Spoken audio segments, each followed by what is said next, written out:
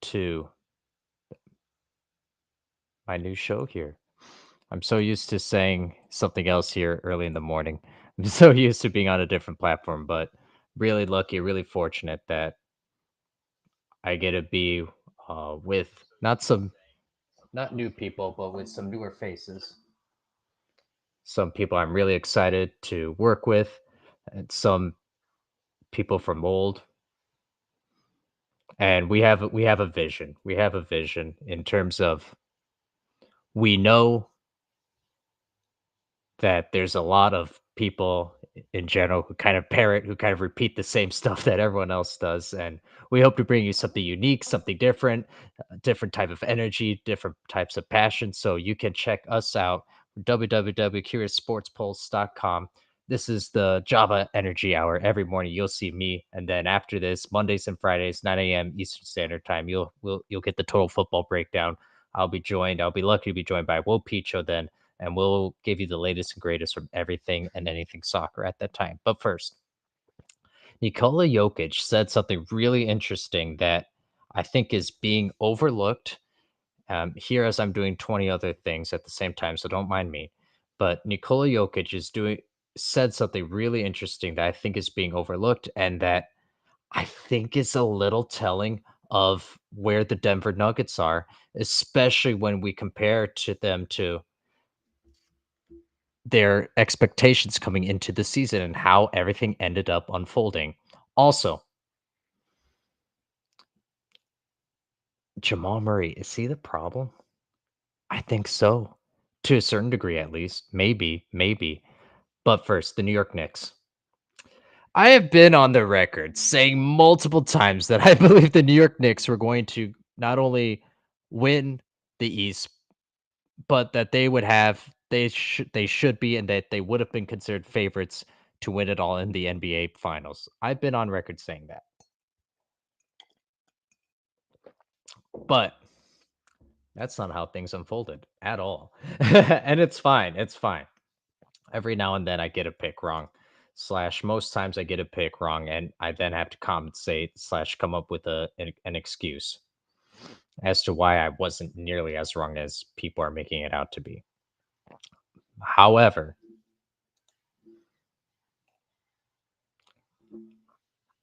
for all of the criticism, for all of the people who more or less said that Tom Thibodeau needed to embrace load management, or at least start to embrace load management. It seems like those people are proven correct. It really does. And what do I mean by that? At the end of the day, Josh Hart is playing through what looked like a spleen injury. Jalen Brunson, on a pretty routine defensive play, fractures his left hand. Now, can that all be attributed to the minutes? Can that all be attributed to a coach who is so used to things his way in terms of you ride your starters and you have a thin bench, whoever are your key rotation players, they're going to get their minutes. They know their role. I don't think so. I think the issue more so is that this team had the cloud over their shoulder all year long of we could really, really use Julius Randle and OG Anunoby again. And fair enough. Two fantastic players when healthy. But for anyone who's known me long enough, if you keep having to say if, when, and you keep having to add qualifiers, then I'm out. And for this New York Knicks team, they never played. It was never publicly spoken. In fact, the opposite was said in terms of we like who's here. We're gonna go. We're gonna ride with who is on the team right now. We don't right if Randall comes back, if Anunoby comes back, it'll be a great bonus. So the team kind of lived by that mantra. but it was still a cloud over the franchise in terms of they were waiting, they were hoping that one or both of those star players would be able to come back and provide a boost. And now I hate that for two reasons. Here as we are here as we are 8:30 Eastern Standard Time on the Java Energy Hour. Check us out, CuriousSportspulse.com. Goodness, say that three times fast. CuriousSportspulse.com. But I hate that for one of two reasons. I hate when a team is reliant, like the Philadelphia 76ers, on a star to come back.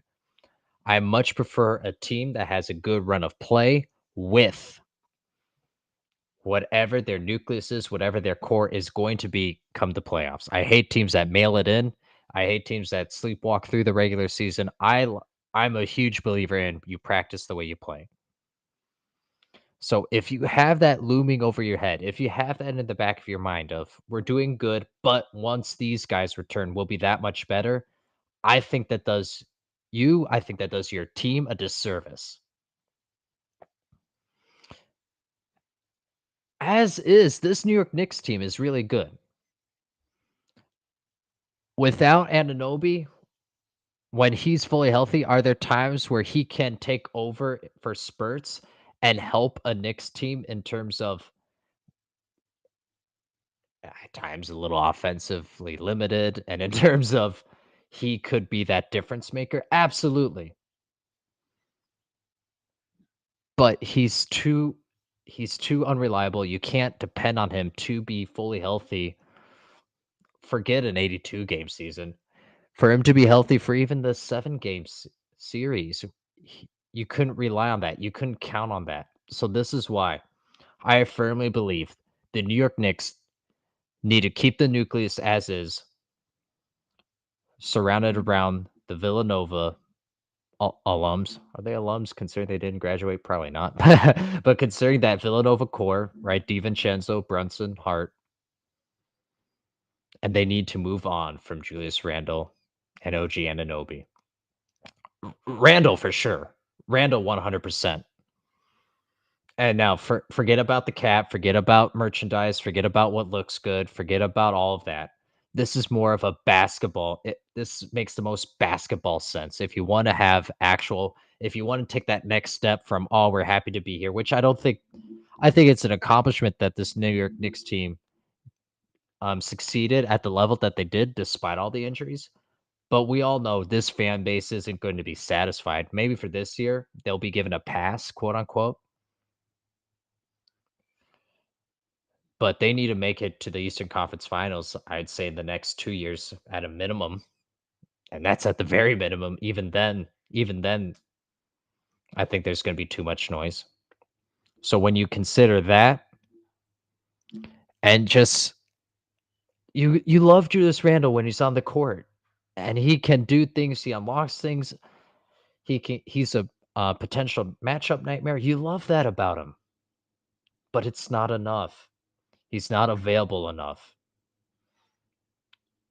This New York's this New York Knicks team could have won it all this year had they had a solid rotation of 8 players that they could have depended on, who Tibbs could have counted on, and who had played together, I would say at a minimum 40 games together well, instead of being half capacity, instead of limping through. And that's kind of what we saw on display. Just too not enough consistency, a little bit too much of ah well, if only we had a little more time together then, or if only Anunoby had been here for all 7 games fully healthy then. Oh, if only Josh Hart doesn't get injured in game 6 then. That is all eliminated. You have a great core, a great nucleus if you move on from Anunoby and Randall.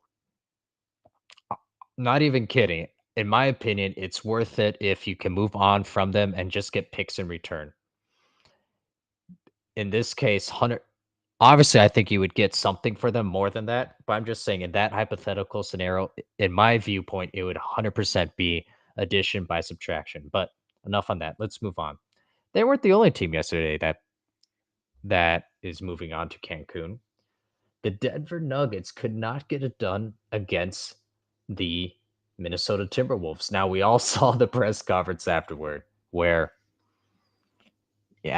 coach wasn't happy. And I saw this on Twitter where there's probably no worse feeling in the world after having to go home after having lost and you hear the other team celebrating. That's probably right. But I can't. There are a few things that are probably less infuriating. So shout out to Mike Malone, and he was a little testy with the reporter who brought up that they were up and was how's it feel, and in the moment, of course, the reporter's doing their job, fair enough, but in that moment, that's a terrible question to ask.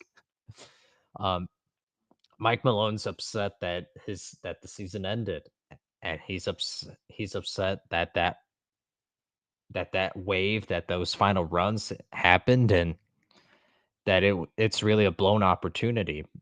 This team was favored coming into this season for a reason. You have the best player in the world at the moment in Nikola Jokic. And Jamal Murray, I think it's not too dissimilar from what I just spoke about in terms of the New York Knicks. What do I mean by that?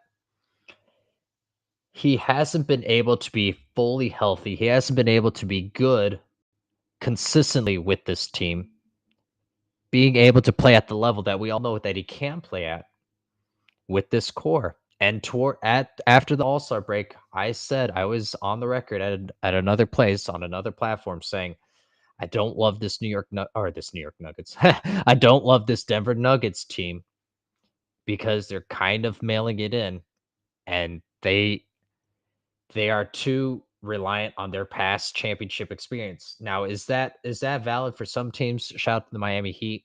Yes. But more times than not, if you're kind of going through the motions and waiting to quote unquote turn it on come the playoffs, that's a huge red flag for me. And now for them specifically, and even more specifically, what a great sentence, I know. For them more specifically, Jamal Murray, it just felt like this was a season that's lost. It felt like a season that he really could have used a second All-Star break after the All-Star break to at least put him in a better position to be fully healthy. Was that going to be a possibility this year? Probably not. But it not only affected his play, it affected him come the fourth quarter, right? We all see the numbers. They were pretty atrocious. Are we going to hold that against him? Personally, I don't think so. Just because in my opinion, in my viewpoint, he didn't get enough time, he didn't get enough minutes, and he's 100% playing through something. So I think he did the best that he could given those circumstances, but that doesn't erase the fact that he was, for large parts, especially in the fourth quarter, ineffective. So now, what do the Nuggets do from here? I think you have to start to have that same conversation next year. If they run it back with the same nucleus, which obviously I think you should, with Michael Porter Jr., Aaron Gordon, I think you're fine there. Jamal Murray. But if the season unravels in a similar fashion, in a similar way, like what we saw this year, I think you have to have that hard conversation of moving on from Jamal Murray. In my viewpoint, it's better to move on, free up whatever cap space you have, or accumulate a couple more picks so that you just get rid of that cloud over your head of, well, we can be great if Jamal Murray gets back, if Jamal Murray is healthy, if Jamal Murray and Nikola Jokic have time together, they'll figure it out. Largely, I'm out on that kind of talk. I really am. I mean, what good does it do? We're all now saying if, we're now all saying, well, this could have happened, but it didn't. And in my viewpoint, if the 2024-2025 season happens just like how what we saw, just like how this 7-game series against the Minnesota Timberwolves unfolded. If we see a repeat, I think you don't blow it up because again, I really like Aaron Gordon, the role that he's molded for himself. I really like Michael Porter Jr. Shout out to him. He's battled back from injuries. But I think you have to have that conversation moving on from Jamal Murray. Now, finally, Nikola Jokic. Nikola Jokic said something interesting to me. He was asked if him and the Timberwolves are rivals now.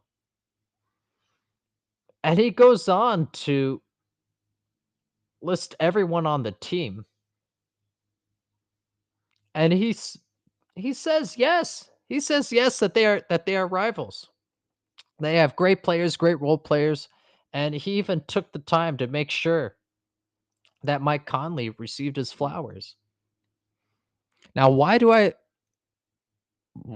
think that's interesting? I think he's right. Top to bottom, if we go position 1 through 5 in terms of the starting unit and then your bench, I think the Minnesota Timberwolves is overall a better team, a better roster than the Denver Nuggets. Of course, Jokic is the best player in the world. Fine. But on any given night, especially in a 7-game series,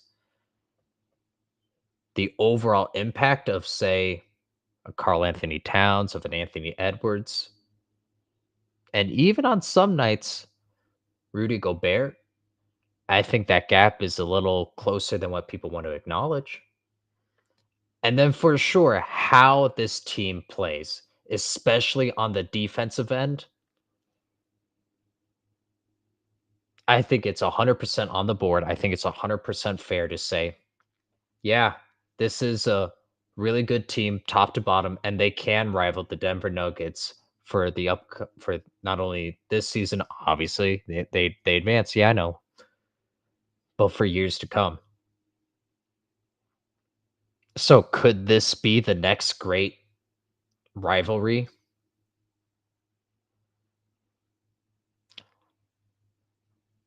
I think so, but I actually think it's less likely that this becomes a rivalry, and for a reason that I think you might be surprised.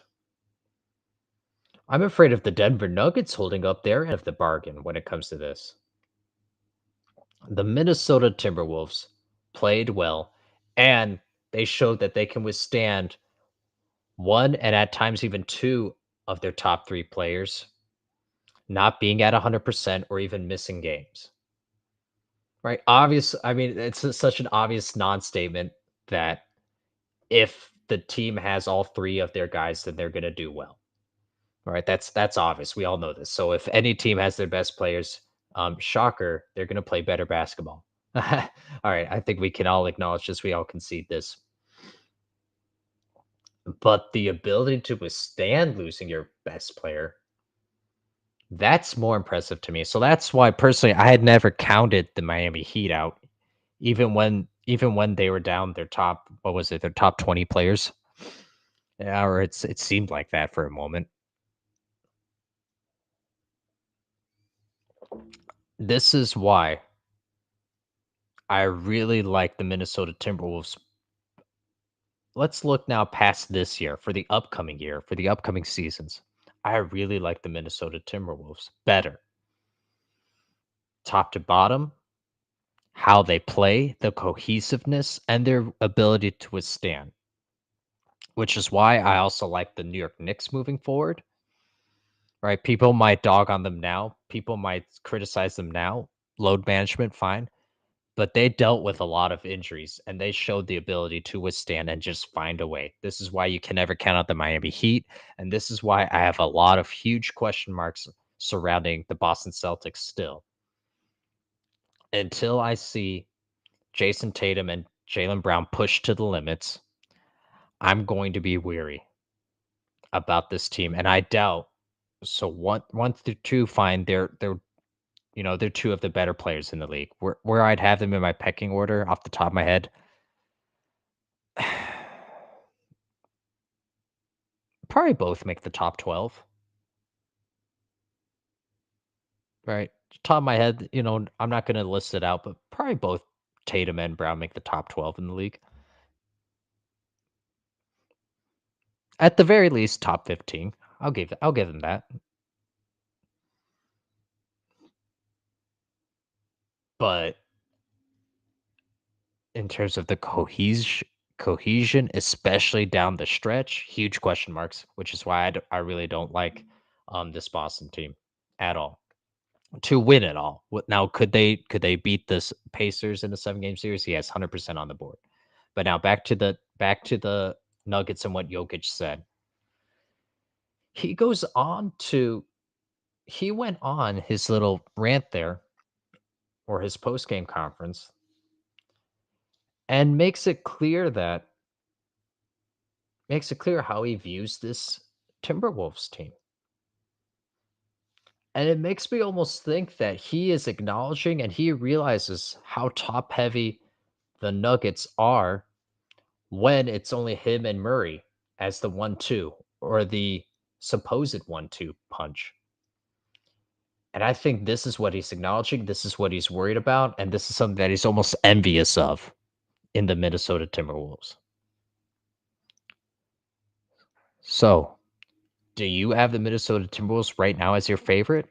I think if you do, that's not silly. I think that's more than reasonable. But we will see. There's a lot of NBA action, a lot of playoff action that will unfold, that will continue to unfold, and it's just heating up for all of those who say that the NBA is washed. Sure, in a single game, a 20, 30 point blowout can be boring. I'll give you that. But especially come the playoffs, when things really heat up, there's nothing quite like it. But that's all we have for today. Again, tune in around 9 o'clock Eastern Standard Time. We're going to have total football breakdown with Wopicho.